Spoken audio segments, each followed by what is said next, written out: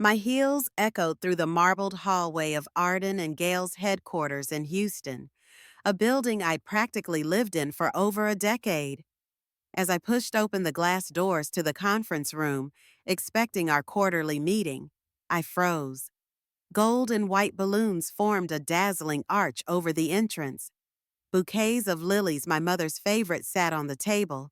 A small refreshment area offered cupcakes and champagne, and a banner celebrating new leadership hung prominently on the wall. My heart gave a confused jolt. I hadn't been informed about any celebration. The entire board was already seated: my parents, our general counsel, the CFO, and our marketing director. Some looked excited, others avoided my gaze. And then I saw her. Celine, my older sister, dressed impeccably in a cream-colored suit, her hair swept back as if she were about to accept an award. "Rowena," my mother said quickly, "glad you could make it." Glad I could make it. I had scheduled this meeting myself. Dad stood up, his voice resonating with practiced authority. Today marks a pivotal moment in our family company's legacy. We are proud to announce the transition of leadership.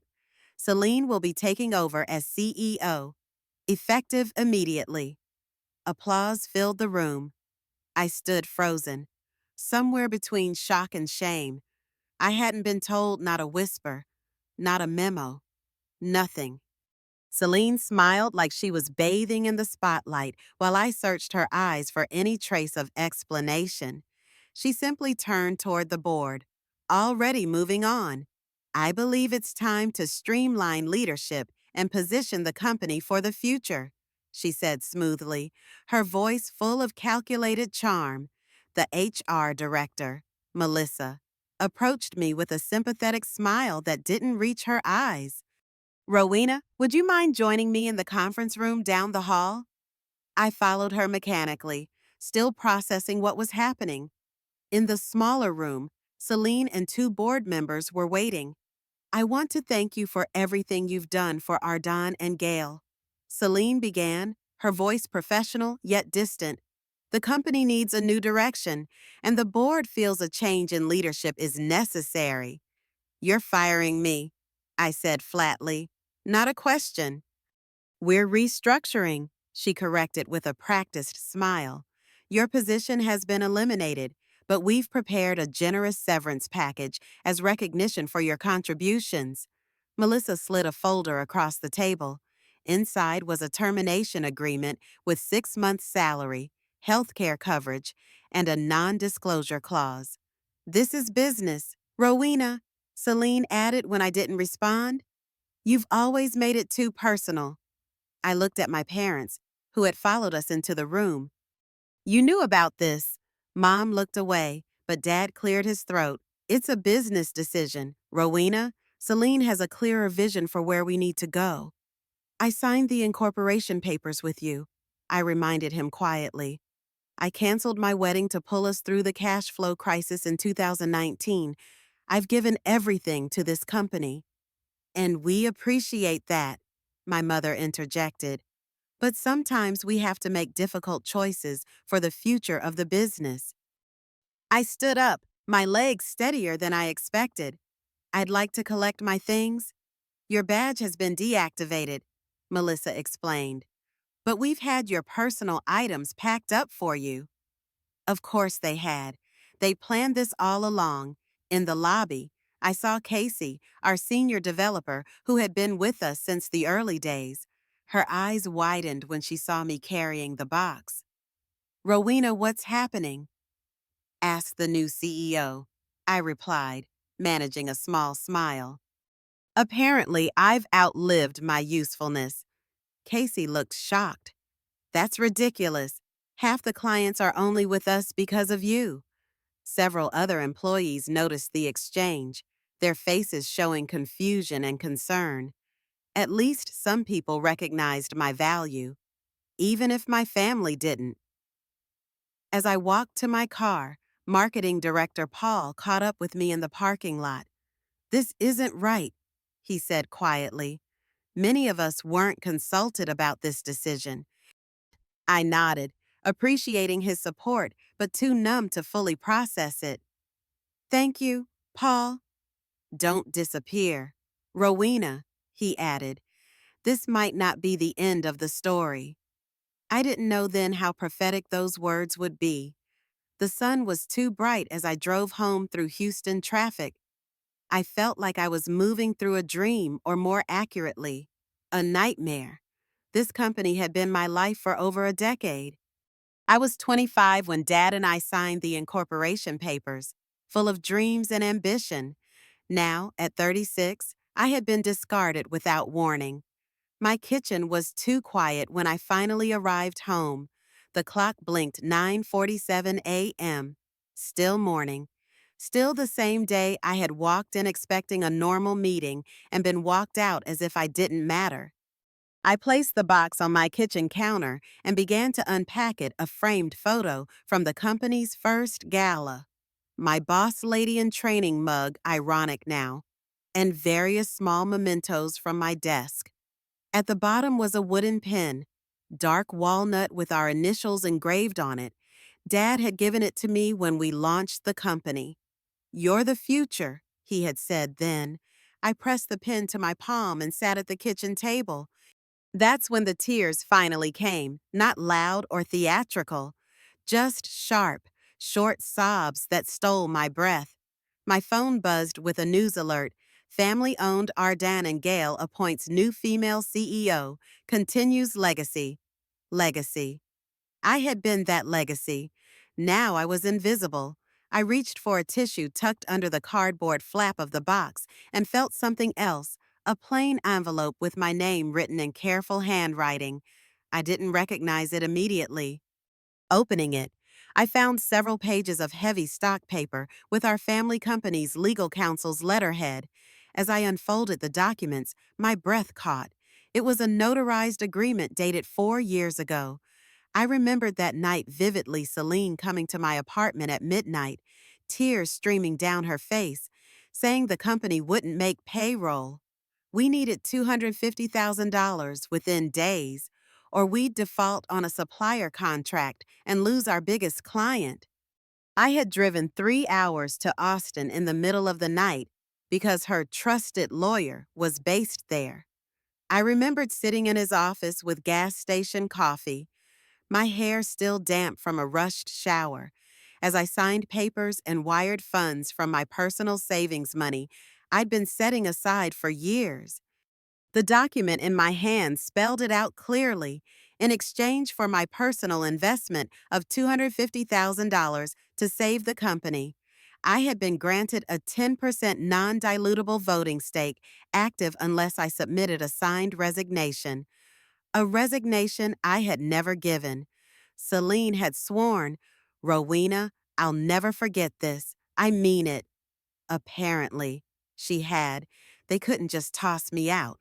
They had to know about this document. The only explanation was that they assumed I'd forgotten, lost the paperwork, or was too loyal to use it against them. They were banking on my silence. I spent the next hour searching through the boxes in my garage old files, tax records, and backup drives from previous years. I found what I was looking for in a folder labeled Emergency Funds 2020. Inside were printed emails about the transfer, bank receipts showing the exact amount, and a flash drive taped inside. I plugged it into my laptop and found a voice memo recorded 4 days after the loan. Celine's voice was clear. "I don't know how to thank you. If I ever forget this, I don't deserve to be in charge of anything, let alone this family's legacy." I played it twice. The second time, I didn't cry. I just let resolve settle in. This wasn't just betrayal. It was a calculated erasure of my contributions, and I'd been too trusting to see it coming. I gathered my laptop, the agreement, and other key documents into my leather tote, one of the few gifts Dad had given me that wasn't a hand-me-down from Mom's closet. I needed space to think. So I drove to a quiet coffee shop tucked between a bookstore and an insurance office. For the next hour, I methodically combed through every email I had archived, saved screenshots of payroll reports I'd signed, marketing plans with my comments, and financial breakdowns I'd personally assembled during the 2020 downturn. I labeled everything carefully, creating a digital paper trail of my involvement. The longer I worked, the less I felt like someone licking their wounds and more like someone preparing for battle. They had underestimated me. When my inbox pinged with a new message, I paused. The subject line read, "I don't agree with what they did to you. We need to talk." It was from Javier, the company's accountant for the past 5 years. Quiet, meticulous Javier, who observed everything but rarely spoke up. I clicked the message, heart pounding as I read his request to meet. The address Javier provided wasn't far an apartment building tucked between a yoga studio and a dry cleaner with outdated signage. He answered after 2 knocks, looking more tired than I'd ever seen him at the office. "Thank you for coming," he said, stepping aside to let me in. His living room was sparsely furnished with mismatched pieces and a stack of unopened mail by the door. He gestured toward a small table where his laptop and several USB drives sat waiting. "They told me to delete everything," he began, voice low. "Minutes from board meetings, your shareholder records, voting logs. I was supposed to make it look like you never mattered." My stomach turned, but I stayed silent, letting the weight of his words settle. "They said if I kept quiet, I'd get a raise," he continued, opening his laptop and clicking through a folder labeled "Not Forgotten." "They assumed I'd play along because I'm invisible too. Just the accountant." He pressed play on the first audio file. Celine's voice, clear and cold, filled the room. "She's dead weight, an emotional liability. We need to phase her out before the Meridian deal." I didn't flinch, but I felt my throat tighten. The next recording featured my mother. "She's family, but we need someone more presentable, more reliable. The firm needs a clean face." I didn't disappear, I said quietly. I took leave to care for Blake during his second round of chemo. I kept the books running. I was answering emails at 3 a.m. while they posted filtered photos from ski resorts. Javier nodded. "I know. I saw the timestamps on your emails." "What's the Meridian deal?" I asked. He hesitated before answering. "Celine wants to sell a controlling interest to Meridian Group. Your 10% voting stake with veto power is a problem for them. They need you gone, but they can't buy you out without acknowledging your share exists." A chill ran through me. My parents agreed to this. Your father was hesitant. Your mother and sister pushed it. He sighed. He didn't fight long. "Is there more?" Javier opened another folder containing scanned documents. "They've been preparing for months. Celine has been signing your name on documents. Look at these approval forms from February." I examined the signature. It was close to mine, but not quite right. The loop on my lowercase g was different. She forged my signature on at least a dozen critical documents, he confirmed, including the bridge grant proposal that diverted funds from R&D to marketing. "You supposedly approved it while on leave with Blake." I remembered that time all too well, spooning broth into my fiancé's mouth while his body rejected another treatment, ignoring texts about mandatory team bonding, while watching colleagues toast with champagne on social media. When I returned, half my projects had been reassigned without explanation. "Why are you showing me this?" I asked. "You're risking your job." Javier closed his laptop. "Because it's wrong. And because you're not the only one they're planning to push out. There's a list people who've been loyal to you or might question the Meridian sale. I'm on it too." He handed me the USB drives. "There's more. Names of employees who still support you, clients who specifically asked for you. You weren't alone there, Rowena. People noticed when you built relationships while Celine took credit." As I stood to leave, Javier added, I'll deny this if they come after me. I have a family to support. You've done enough, I assured him. Thank you. Back home, I created an encrypted folder labeled Phoenix and copied over the files. Then I opened my LinkedIn account, dormant for years, another sacrifice I'd made to appear loyal to the family business.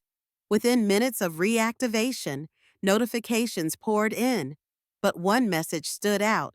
Hey, stranger, still got that spark? I may have a proposition for you. Lyall Parkson, my mentor from years ago, before he left Ardon and Gale after disagreements with Celine. I hadn't heard from him since his departure, when he told me privately that the company would eventually suffocate my talent. His message continued. I always knew who the real architect behind those contracts was. Let's build something that's yours this time. Name on the door, full seat at the table. Come talk. I stared at the screen, a world of possibilities suddenly opening before me. I could walk away from this mess, start fresh with someone who valued me. But would that be justice, or would I be letting them erase me all over again? 2 days later, I found myself standing in front of a sleek glass building in downtown Houston. Sunlight gleamed off its mirrored windows as I entered the lobby, which smelled of cedar and freshly ground espresso. Nothing like the stale carpet and forced familiarity of my family's office. Lyall greeted me with a hug that lingered just a second longer than necessary. There she is, he said, grinning, the ghost they tried to bury. He introduced me to his leadership team people who looked me in the eye and shook my hand like I mattered. In his glass-walled conference room, he slid a folder across the table. Partner track, he said plainly. No back rooms, no backstabbing. But I know you've got unfinished business. We can wait not forever, but for now. I didn't touch the folder immediately. Why offer this to me now? Because I've spent 3 years building something honest, and you're the missing piece, he replied. Also, I heard what happened. Houston's business community is smaller than your sister thinks. That evening, back in my apartment, I opened one of Javier's files labeled Bridge Grant Terms Signed, PDF. I remembered hearing about this deal vaguely, a fast-tracked funding injection done while I was helping Blake. The file loaded to show my signature on the approval page, only I'd never signed it. I compared it with my handwriting from an old notebook. The forgery was close, but not perfect. Celine hadn't even bothered to make it convincing, assuming I'd never check. My thoughts drifted to the quarterly meeting where I'd been ousted.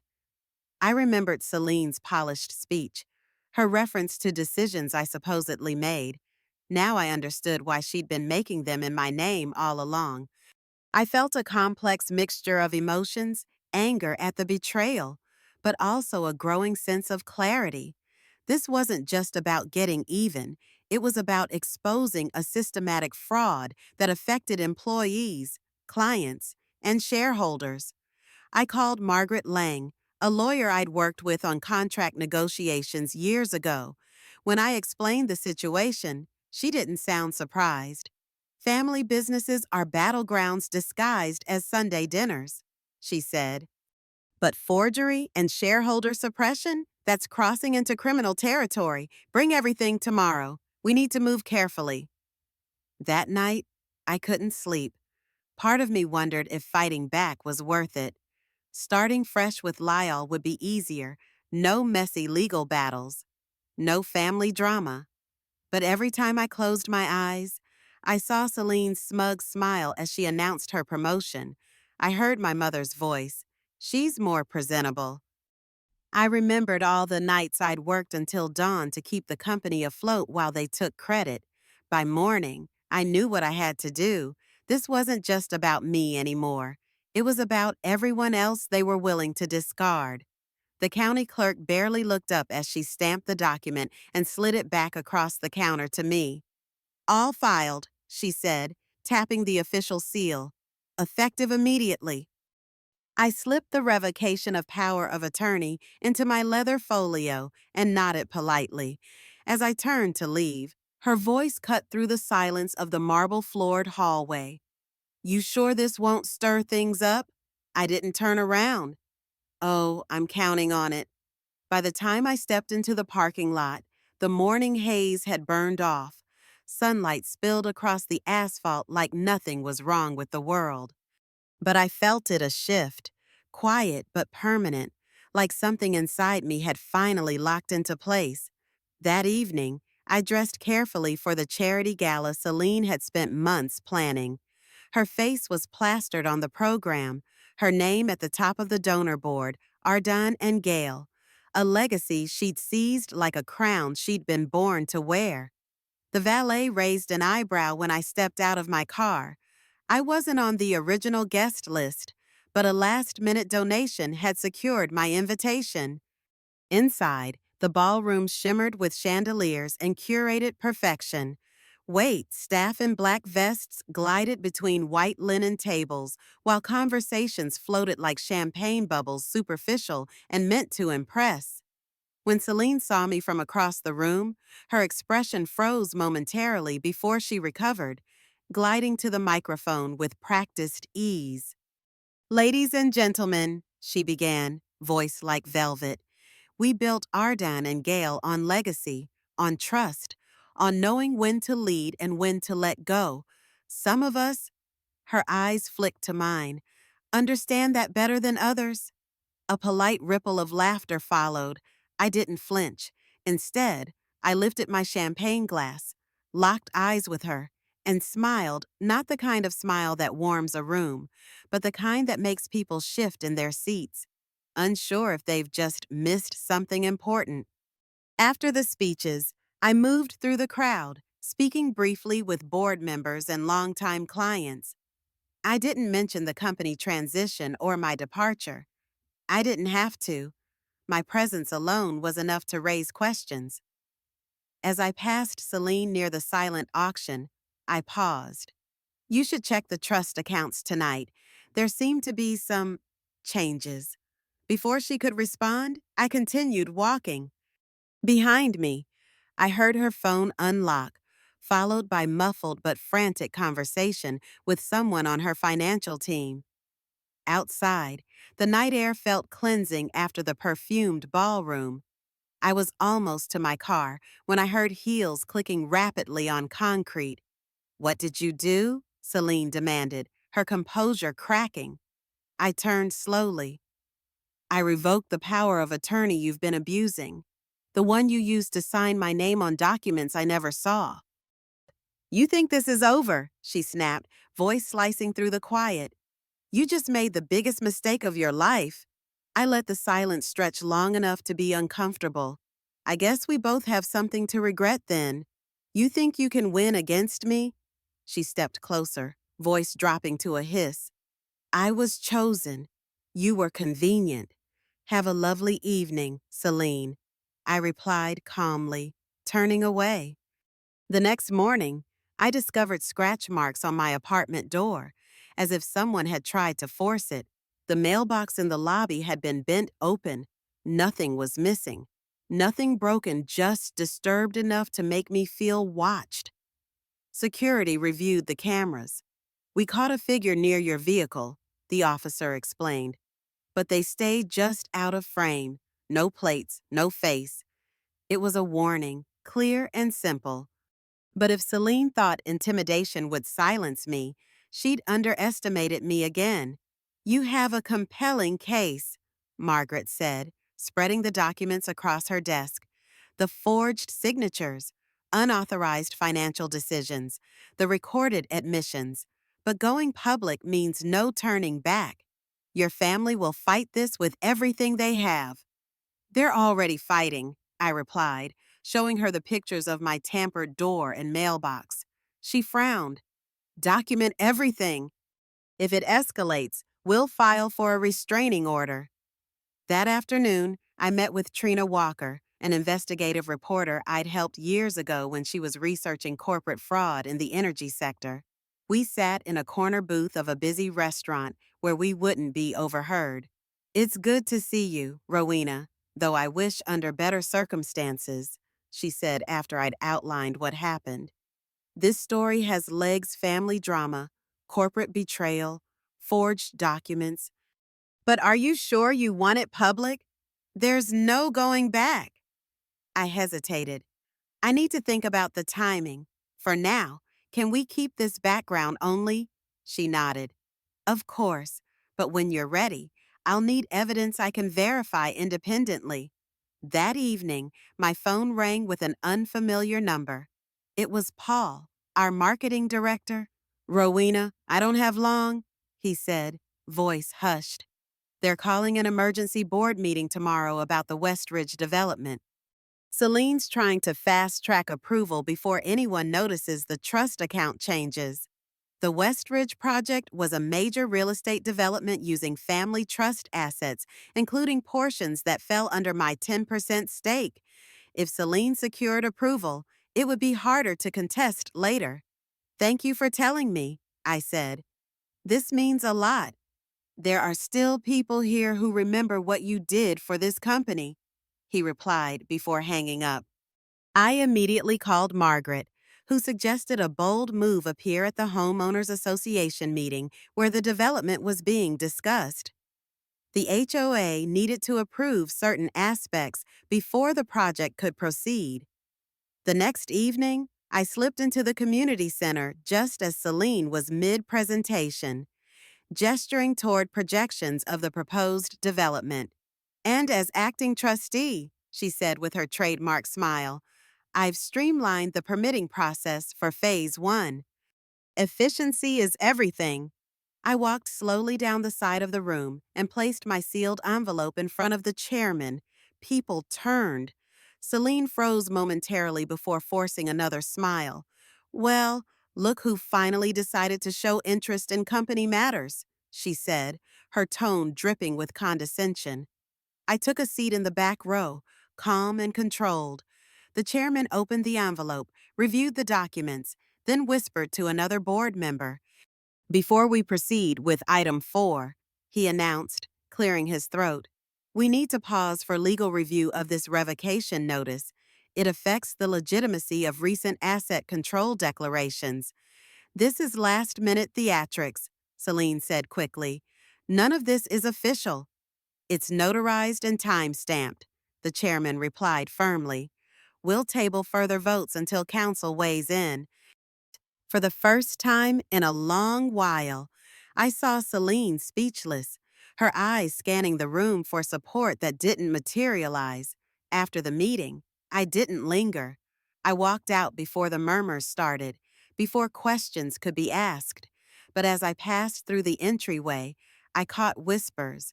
I thought she was gone for good. The following days brought new challenges. Former colleagues stopped returning my calls. Mutual friends became distant. I discovered Celine had launched a whisper campaign, suggesting I was mentally unstable, jealous of her success, bitter about being passed over. She's always lived in my shadow, she told anyone who would listen. Now she's trying to sabotage the company out of spite. Some believed her. It was easier to accept the narrative of a jealous sister than confront the possibility of systematic fraud at a respected family company. I spent nights staring at the ceiling, questioning myself. Was I taking this too far? Was I destroying relationships beyond repair? Would starting fresh with Lyle be better for everyone? But each morning, I remembered Javier's words about others on the chopping block. I thought of the employees who depended on honest leadership. I recalled the clients who trusted us with their business. After a particularly difficult day of dodging reporters and receiving a thinly veiled threat from my mother, family problems should stay private, Rowena. I called Trina. I'm ready, I said simply. Let's tell the truth. I stayed up all night reviewing every line in the ledger Javier had saved, every receipt, every annotation in my handwriting. It wasn't just about money. It was about proving I had been there all along. holding up the foundation while they painted over the cracks. At 6:04 a.m., Trina texted one word, live. The headline was bold, simple, and direct. The Silent Founder, What Really Happened Inside Ardan and Gale. She hadn't exaggerated or sensationalized. The article was clean, factual, and impossible to ignore. It began with our origin story, Two Sisters and a Dream, before peeling back the years with document scans, timeline graphics, and side-by-side images of my name on founding documents juxtaposed with photos of Celine accepting awards alone. Trina had included testimony from former employees and clients who confirmed my central role in building the company. She'd uncovered board minutes showing how decisions were made in my absence using forged approvals. Most damning was the section on the bridge grant proposal, complete with handwriting analysis from an expert confirming the signature wasn't mine. Within hours, my inbox flooded with messages. An old intern wrote, "I always thought something didn't add up. Thank you for speaking up." One of our earliest clients, "Rowena, I always respected your quiet steadiness. Let me know if you ever start something new." Then came the message I hadn't expected. "Hi, Rowena. I'd like to speak with you about next steps. R. McClure, Everglen Capital." McClure had been one of our seed investors. If he was reaching out now, it meant real consequences were coming, money moving, questions being asked in boardrooms. I was pouring coffee when my phone rang with Celine's number. "You vindictive witch," she hissed, her voice so shrill it clipped through the speaker. "Do you think this will fix anything? Do you think they're going to see you as a victim? You're pathetic. I built this company while you played nursemaid." I let her rage for a moment, then calmly said, "Everything in that article is documented. Celine, if you'd like to discuss this civilly, I'm open to mediation." "You'll be hearing from our lawyers," she snapped before hanging up. By late afternoon, a formal cease and desist letter arrived in my inbox. Her legal team threatened defamation suits and painted me as a disgruntled ex-employee spreading malicious falsehoods. Attached were official financial records meant to show her exclusive leadership. As I scrolled through the attached files, something stopped me cold. It was the bridge grant proposal from 2019, the same document Javier had shown me with my forged signature. Only now, Celine was citing it in a legal claim, apparently forgetting that I had the original. I immediately forwarded everything to Margaret. She called back within minutes. "She just handed us a gift," Margaret said, excitement evident in her voice. She submitted forged documents as part of a legal filing. That's not just civil anymore, that's criminal. We met in her office that evening to prepare our counter-filing. As we worked, my phone buzzed with texts from former colleagues expressing support, while others distanced themselves further. The most surprising message came from my father. "We need to talk, not at the house, somewhere neutral." I suggested a coffee shop the following morning. When I arrived, he looked older than I remembered, the lines around his eyes deeper. "Your mother doesn't know I'm here," he began after we'd settled with our drinks. "She's standing by Celine, says it's too late to change course now." "And you?" I asked. He stared into his cup. "I wanted to believe we were doing the right thing for the company. Celine has always been persuasive. But forging documents, using your name, that's not business, that's fraud." "You let it happen," I said quietly. "Yes." He didn't try to defend himself, and I'll have to live with that. "What do you want from me, Dad?" "To know what you're planning. If this goes to court, it won't just be Celine who faces consequences." I studied him for a moment. "I'm not out for revenge. I'm out for the truth. If you want to be part of that truth, you know where to find me."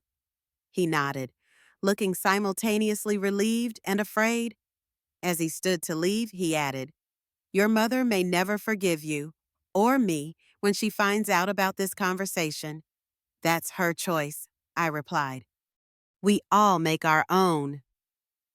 2 weeks later, I stood outside the courtroom doors, my heart surprisingly steady. Inside, Celine sat at the opposing table, dressed in a navy suit that screamed authority. Her lawyer looked tense, tapping a pen against his legal pad. My parents sat 3 rows back, separate from each other, Mom behind Celine, Dad in the middle, territory unclaimed. Judge Harmon entered, adjusted his glasses, and wasted no time on preliminaries. We've reviewed the financial documents submitted by both parties, he began, voice firm but not theatrical.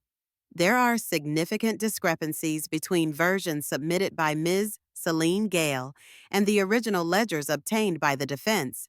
He looked directly at Celine. Submitting altered financial records to this court is a serious matter. The signatures on the bridge grant proposal and subsequent approvals appear to have been falsified. The room didn't gasp, it just went still. Celine sat rigid, her jaw locked, eyes fixed on the judge as if he'd spoken a language she'd never been forced to learn consequence. Her lawyer leaned in, whispering frantically, but she shook her head slightly.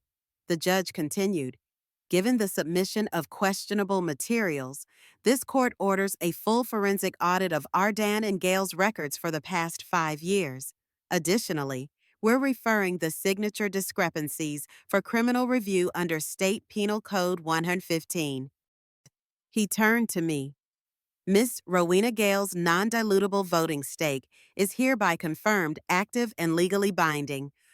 All company decisions requiring shareholder approval made since her termination are suspended pending review. Just like that, it was over at least this phase. Outside, reporters had gathered, but Margaret guided me through them without comment. The court documents speak for themselves. She told them. Back at her office, we discussed next steps. The board will likely call an emergency meeting, she explained. They'll try to contain the damage, possibly offer reinstatement or a buyout. And if Celine faces criminal charges, that's for the DA to decide. But forgery and perjury carry serious penalties. At minimum, she'll be removed from leadership positions. I thought about what this meant. I could potentially return to Ardan and Gale, reclaim my position, even become CEO myself. It's what I thought I wanted when this began. But now I wasn't so sure. That evening, my mother called. I nearly didn't answer. How could you do this to your own sister? She demanded without preamble.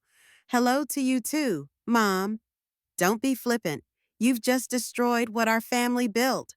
No, I corrected her gently. I exposed what Celine destroyed. There's a difference. She made one mistake. She made dozens, systematically, over years, with your knowledge. A pause. We did what we thought was best for the company. Did that include letting her forge my signature, erase my contributions, take credit for work I did while I was caring for Blake? Silence extended between us. Finally, she said, I don't know who you are anymore. That's the thing, Mom. You never really knew me to begin with. You saw what you wanted to see. After we hung up, I sat in my darkened living room, letting the quiet settle around me. For the first time in weeks, I felt neither angry nor vindicated, just tired and oddly empty. My phone buzzed with a text from Lyle. Offer still stands. No family drama. Just good work with people who value you. I looked around my apartment, at the boxes of evidence and legal files that had consumed my life. I thought about returning to Ardan and Gale, working alongside people who had watched my humiliation, reporting to a board that had enabled it. Then I thought about starting fresh, building something that was truly mine from the beginning. The decision, when it came, felt like exhaling after holding my breath for years. 6 months later, I stood in the center of our new office space, an open, airy loft with exposed brick walls and tall windows that flooded the room with natural light. Around me, people moved with purpose, setting up workstations and arranging furniture. "What do you think of putting the conference room here?" asked Lyall, indicating the corner with the best view of downtown. "Perfect," I agreed, watching as Michelle, a former tech executive who'd been pushed out of her company during a merger, directed the installation of our new logo on the far wall. The past 6 months had been transformative. After the court ruling, I declined the board's hasty offer to reinstate me at Ardon and Gale. Instead, I had accepted Lyle's partnership proposal, bringing 3 major clients with me who had specifically requested to follow my leadership. Together with Lyall and 2 other entrepreneurs, Michelle and Diana, who had also experienced corporate ousting, we'd formed Nexus Partners, a consulting firm specializing in business transformation and ethical leadership. The irony wasn't lost on any of us. The legal aftermath continued to unfold at Ardan and Gale. Celine had avoided criminal charges through a plea agreement that required her to step down from all leadership positions and pay substantial restitution. The company was now under interim management while searching for a new CEO. My relationship with my parents remained complicated. Dad had reached out several times, attempting reconciliation. We'd had lunch twice awkward, stilted affairs filled with careful conversation and unspoken regrets. Mom remained distant, though I'd heard through mutual friends that she had finally begun questioning Celine's narrative. "Earth to Rowena." Lyle's voice pulled me back to the present. "Where'd you go just now?" "Just thinking about how much has changed," I replied, watching our team work together. "I never expected to be here." "Having second thoughts?" he asked, a hint of concern in his voice. I shook my head. "The opposite. I'm wondering why I stayed there so long." Later that afternoon, a delivery arrived a wooden chair I'd commissioned from a local craftsman. It was beautiful, with clean lines and warm amber tones. But what made it special was the wood itself salvaged from the old walnut desk my father had built for our first office at Ardon and Gale. He'd sent it to me with a note, "This belongs with you." I ran my hand along the smooth arm, feeling the grain beneath my fingers. On the back, a small brass plaque read, "To the one who found her voice." As our team gathered for our first official meeting in the new space, I took my place at the table not at the head, but as an equal partner among colleagues who valued each other's contributions. We each presented our vision for the company, our unique perspectives creating something stronger than any one of us could build alone. That evening, after everyone had left, I stayed behind to enjoy the quiet of our new beginning. I walked to the window, looking out at the city lights coming alive against the darkening sky. My phone buzzed with a text from Blake, "Now cancer-free and traveling in Europe. Proud of you, always knew you'd build something amazing." I smiled and typed back, "Just getting started." On my desk sat a simple leather journal, a gift from Diana on our first day. On its first page, I'd written a quote that had become something of a mantra. "Sometimes justice doesn't roar. It shows up quietly in a courtroom, in an old chair, or in a new beginning." I added one more line below it. "And sometimes, the greatest victory isn't in taking everything back, it's in moving forward." As I gathered my things to leave, I paused at the doorway, looking back at the space we'd created, not built on betrayal or family obligation, but on mutual respect and shared purpose. For the first time in years, I felt neither defined by what I'd lost nor driven by what I needed to reclaim. I was simply moving forward, writing my own legacy, one decision at a time,